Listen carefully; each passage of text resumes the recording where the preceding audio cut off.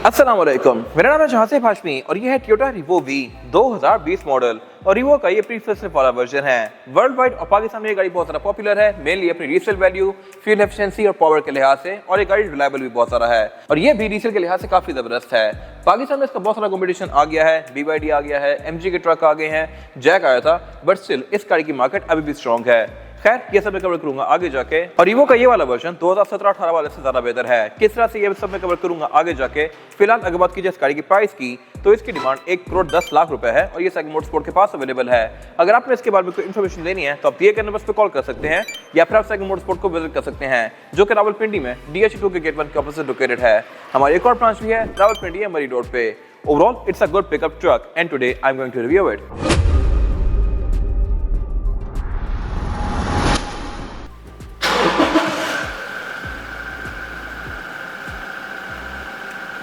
Let's start with the exterior of this car. Revo का ये वाला लुक इनिशियल था जो कि 2017-18 से आया था और 2020 तक आया है। 20-21 में इस गाड़ी को फेसलिफ्ट कर दिया गया था और फिर इसके लुक्स को थोड़ा रिफाइन कर दिया गया, बट ये लुक भी काफी सटल और डिसेंट सा था। इसमें हेडलाइट्स थोड़ी ज़्यादा बड़ी आती हैं, यहाँ तक ये पूरी आती हैं। फेसलिफ्ट के बाद यहाँ पे एक फेक वेंट दे दिया गया, मेरे ख्याल से इसका कोई खास यूज़ है भी नहीं और जस्ट वो डेकोरेशन है, बट इसमें लाइट्स थोड़ी ज़्यादा हैवी थी। और बाकी इसके अलावा जहाँ तक बात है हेडलाइट की, तो ये वही प्रोफेशनल ऑफर करती है जो कि पहले था, लेकिन इसमें बीम हेलोजन वाली थी, जबकि नई वाली गाड़ी में BBC के अंदर आ गई थी। फिर इसके अलावा DRL भी ऑब्वियसली LED में ऑफर करती है, फॉग लैम्प भी इस गाड़ी के LED में है। और ये गाड़ी क्योंकि 2020 है तो इसमें इंजन चेंज कर दिया गया था। 2020 से पहले वाली गाड़ियों में इंजन डिफरेंट आता था। ये गाड़ी 2800 है, इससे पहले वाली 3000 होती थी। और 3000 वाली गाड़ी को दूर से पहचानने का हैक ये है कि उसमें यहाँ पे स्कूप आता है। इंटरकूलर उस गाड़ी में ऊपर था और वो खत्म कर दिया गया, फिर इस गाड़ी में इंटरकूलर आगे दे दिया गया था। इसकी क्या वजह है, इसके क्या फायदे हैं, ये भी मैं कवर करूंगा आगे जाके। फिलहाल जहाँ तक बात है फीचर्स की, तो इसमें पार्किंग सेंसर नहीं आ रहे थे, फेसलिफ्ट के बाद इसमें पार्किंग सेंसर दे दिए गए थे। और जहाँ तक बात है इस गाड़ी की साइड प्रोफाइल की, तो साइज के लिहाज से ये गाड़ी एक मिड साइज पिकअप ट्रक है। इसी के ऑलमोस्ट साइज का ही जैक भी है। जैक का फ्रंट इंप्रेशन थोड़ा ज़्यादा हैवी आता है, लेकिन बैक पे आके वो गाड़ी थोड़ी नीचे हो जाती है। इसकी लुक्स बैक से थोड़ी ज़्यादा बल्कियर हैं। फिर ये गाड़ी क्योंकि रिवो वी है तो वी में बैक पे कोई रोल बार वगैरह नहीं आते। रॉको और GR स्पोर्ट में रोल बार आता है। बाकी ये गाड़ी पार्शल 4x4 है, आप इसको सिर्फ रेयर व्हील्स पे भी चला सकते हैं और 4x4 भी कर सकते हैं। और इसमें रेयर लॉकिंग डिफरेंशियल भी आता है। अब रेयर लॉकिंग डिफरेंशियल का यूज़ ये है कि दोनों टायर पे इक्वली घूमते हैं, जो कि इन केस ऑफ मड या स्नो वगैरह या सैंड वगैरह में काफ़ी हद तक हेल्प करता है, व्हील स्पिन किए बगैर गाड़ी को फंसी हुई जगह से निकालने में। खैर, बाकी इसके अलावा एंट्री और एग्जिट भी इसमें आसान है। रेयर पैसेंजर्स के लिए चढ़ने के लिए प्रॉपर यहाँ पे ग्रैब हैंडल्स दिए गए हैं। ये ग्रैब हैंडल इसमें आता है, फॉर्च्यूनर ऑफर नहीं करती और वो मेरे ख्याल से वियर्ड चीज़ है। बाकी इसके अलावा इसमें साइड मिरर रिट्रैक्टेबल है और डोर हैंडल्स पे क्रोम आता है वी में। और इसमें स्मार्ट एंट्री भी आती है, लॉक का लॉक आप इस गाड़ी को यहीं से ही कर सकते हैं। और जहाँ तक बात है रेयर एंड की, तो ये इसका लुक्स के लिहाज से बिल्कुल सिंपल सा है। टेलर इसमें अगेन ये हेलोजन वाली है, फेसलिफ्ट के बाद ये LED वाली आ गई थी और मिलावा LED लैंप से दिए गए थे। बम्पर वी में क्रोम में आता है, रॉको में मैट आता है, GR में ब्लैक आता है, ब्लैक में। और इसके अलावा ट्रंक कैपेसिटी के लिहाज से भी गाड़ी डिसेंट है। इसका बेड है भी काफ़ी स्पेशियस, यहाँ पे प्रॉपर केसिंग दी गई है और ये हुक्स भी दिए गए हैं जहाँ पे अपना सामान वगैरह बांध सकते हैं। लेकिन इसमें स्लो डाउन शॉक नहीं आता, इसका डाला खोलने पे इस तरह से नीचे गिर जाता है। अगर इसमें स्लो डाउन शॉक आता तो बेहतर था, वरना आप आफ्टर मार्केट लेकर लगवा भी सकते हैं। और इसके अलावा इसकी रेयर विंडशील्ड भी आप बैक से अलग से ओपन कर सकते हैं, जिससे अंदर से हवा की क्रॉसिंग काफ़ी अच्छी होती है। अब पाकिस्तानी गाड़ी में ये वाला ऑप्शन आता है, अगर आप इसका जैपनीज वर्जन लेंगे तो उसमें ये वाला ऑप्शन नहीं आता। तो पाकिस्तानी गाड़ी मेरे ख्याल से कुछ चीज़ों में ज़्यादा बेहतर है। और अब अगर बात कीजिए इस गाड़ी के इंटीरियर की, तो ये ओवरऑल लुक्स के लिहाज से बिल्कुल बेसिक सा है, लेकिन फीचर्स में पहले वाली पाकिस्तानी गाड़ियों से बेहतर दिए गए हैं। यूजुअली डालों को समझा जाता है लोडर गाड़ियाँ और में फीचर्स ना होने के बराबर होते हैं, बट रिवो में ये चीज़ रीडिफाइन की गई है और इसमें फीचर्स अच्छे दे दिए गए। सीट्स इस गाड़ी की इलेक्ट्रॉनिकली एडजस्टेबल हैं और इसके अलावा इंटीरियर भी इसका लुक्स के लिहाज से डिसेंट है। क्लाइमेट कंट्रोल भी ये गाड़ी पाकिस्तान में ऑटोमेटिक ऑफर कर रही है और अब तो इसमें खैर डुअल जोन क्लाइमेट कंट्रोल आता है। जबकि अगर आप गाड़ी जापान से इंपोर्ट करें, अभी भी JDM वाली गाड़ी, उसमें फीचर्स कम होते हैं as compare to this car. इस तरह से कि इंजन इस गाड़ी में 2800 सीसी टर्बोचार्ज डीजल है। जापान वाली गाड़ी में इंजन 2400 होता है, जो कि थोड़ा अंडर पावर है as compare to this car. और उसमें फीचर्स भी कम होते हैं, स्क्रीन भी छोटी होती है। इसी तरह अब पाकिस्तानी गाड़ी में स्क्रीन बेहतर आ रही है और फीचर्स ओवरऑल पाकिस्तानी गाड़ी के जापानी गाड़ी से बेहतर हैं। खैर, अगर बात की जाए इस गाड़ी के स्टीयरिंग व्हील की, तो ये पूरा ही लेदर स्टिच्ड है और इस पे मल्टीमीडिया के कंट्रोल्स दिए गए हैं वी वर्जन में। छोटे वर्जन में ये चीज़ें नहीं आती। क्रूज कंट्रोल की गाड़ी एडेप्टिव ऑफर करती है। और इसके अलावा जहाँ तक बात है इसके मीटर की, तो ये भी इसका लुक्स के लिहाज से ठीक है।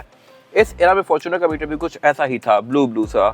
और इसके अलावा सेंटर में एक ये MID क्लस्टर दिया गया है, जो कि इस गाड़ी की स्टैट्स, एवरेज किलोमीटर पर लीटर, आउटसाइड टेम्परेचर, ये सारी चीज़ें शो करवाता है। लेकिन इसमें टायर टर्निंग रेडियस नहीं आता, जो कि फेसलिफ्ट के बाद आना शुरू हुआ था। खैर बाकी मीटर की हाउसिंग जो है इसकी ये चीप प्लास्टिक में है, दरवाजे भी प्लास्टिक के हैं, लेकिन डालों के लिहाज से मेरे ख्याल से ये ठीक है। डाले होते ही ऐसे हैं टू द पॉइंट, और इसके अलावा बाकी इसमें थोड़ा बहुत क्रोम दिया गया है। मल्टीमीडिया स्क्रीन स्पेसिफिक कार में छोटी सी है और फीचर्स के लिहाज से बस ये ठीक है। नीचे इसका क्लाइमेट कंट्रोल दिया गया है जो कि ऑटोमेटिक है। इसके साथ एक कंपार्टमेंट दिया गया है, इसको अगर आप ओपन करते हैं तो है तो एक ग्लव कंपार्टमेंट, लेकिन इसमें एक एयर का वेंट भी दिया गया है जिसको ओपन करके आप एसी की हवा यहाँ पे थ्रो कर सकते हैं और अपने ड्रिंक्स को ठंडा रख सकते हैं। तो कह सकते हैं कि ये एक कूल बॉक्स है। और इसके अलावा बाकी नीचे भी कंपार्टमेंट दिया गया है। फिर क्लाइमेट कंट्रोल से नीचे इसकी ऑफरोडिंग कुछ मोड्स दिए गए हैं। इसमें डैक यानी कि डाउन असिस्ट कंट्रोल भी आता है, डिफरेंशियल लॉकिंग मैंने आपको पहले बता दिया है, और इसके अलावा यहाँ पर ट्रैक्शन कंट्रोल भी आता है। 4x4 की सिलेक्शन यहाँ पे दी गई है जो कि है H2, H4 और L4, और इसके अलावा पीछे इसकी ये ट्रांसमिशन दी गई है जिसको आप डी में करके मैनुअली भी चला सकते हैं इस गाड़ी को। सारे इसकी ड्राइव मोड्स दिए गए हैं, eco mode, power mode, hand brake है, नॉर्मल सी, सेंटर कंसोल है, और इसके अलावा सीट्स इस गाड़ी में है तो लेदर की फिनिश में, लेकिन इसका कलर प्री फेसलिफ्ट कार में डिफरेंट आता था। ये थोड़ी ग्रीन ग्रे सी हैं, अब इसको फेसलिफ्ट में ब्लैक कर दिया गया है और मेरे ख्याल से ब्लैक में लोग इसका सारा बेहतर आता है। सेम लेदर इसका डोर में भी कंटिन्यू किया गया है, और विंडो इस गाड़ी में चारों ही सिंगल टैप वाली हैं। साइड मिरर इसके रिट्रैक्टेबल हैं। कैबिन स्पेस के लिहाज से ये गाड़ी डिसेंट है, आगे भी और पीछे भी ठीक है। कंफर्ट के लिहाज से ये गाड़ी थोड़ी बेहतर हो सकती थी, बट अगेन ये डाला है तो इससे भी बहुत सारा कंफर्ट लोग एक्सपेक्ट कर भी नहीं सकते। और ज्यादा बात इसमें रेयर पैसेंजर्स के लिए सीटिंग कैपेसिटी की, तो यहाँ पे लेगरूम का भी कोई इशू नहीं है और हेडरूम का भी, लेकिन ओवरऑल कंफर्ट के लिहाज से ये गाड़ी बस ठीक है, क्योंकि बैक पे इसमें लीड स्प्रिंग्स आते हैं। और बाकी जहाँ बात है एमेनिटीज की, तो रेयर पैसेंजर्स के लिए इसमें एयर वेंट्स दिए गए हैं, और इसके अलावा ये एक विंडो आती है। जापानी गाड़ी में ये विंडो नहीं आती, और ये एयर वेंट्स भी मोस्टली गाड़ी में नहीं आ रहे होते इस कैटेगरी की। बाकी विंडोज में सिंगल टैप वाली हैं, यहाँ प्रॉपर ग्रैब हैंडल्स दिए गए हैं बैठने और निकलने के लिए।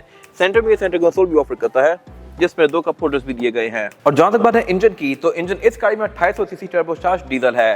पहले इस गाड़ी में 3000 सीसी आता था, और इसमें जो इंटरकूलर का इंटेक था वो बोनट के अंदर था। अब वो इंजन खत्म करके ये इंजन दिया गया है। हालांकि ये इंजन 200 सीसी कम है पहले वाले इंजन से, बट ये ज्यादा पावरफुल भी है और ज्यादा रिफाइंड भी है। ये गाड़ी 178 हॉर्स पावर प्रोड्यूस करती है, और इसको फेसलिफ्ट के बाद और भी रिफाइन कर दिया गया था।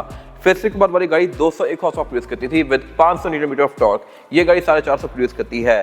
और जहां तक बात है इंटेक वाली सिचुएशन की, तो वो ये है कि पहले वाली गाड़ी में जो इंटरकूलर था वो इंजन के ऊपर ही माउंट होता था, और इंटरकूलर का मेन मकसद ये होता है कि इंजन को ठंडी हवा प्रोवाइड करना, लेकिन इंजन के ऊपर होने से वो ज़्यादा जल्दी गर्म हो जाता था। तो उसको खत्म करके इंटरकूलर यहाँ आगे दे दिया गया ग्रिल में, ताकि उसकी कूलिंग भी ज़्यादा बेहतर हो, नेचुरली उसके अंदर हवा भी ज़्यादा आए, और इसका इंटरकूलर पहले वाले इंटरकूलर से ज़्यादा बड़ा है। तो इसी वजह से इसके इंटरकूलर को मूव करके आगे बम्पर में ले आए, और बाकी परफॉर्मेंस के लिहाज से भी ये इंजन ओवरऑल थोड़ा सा बेहतर है।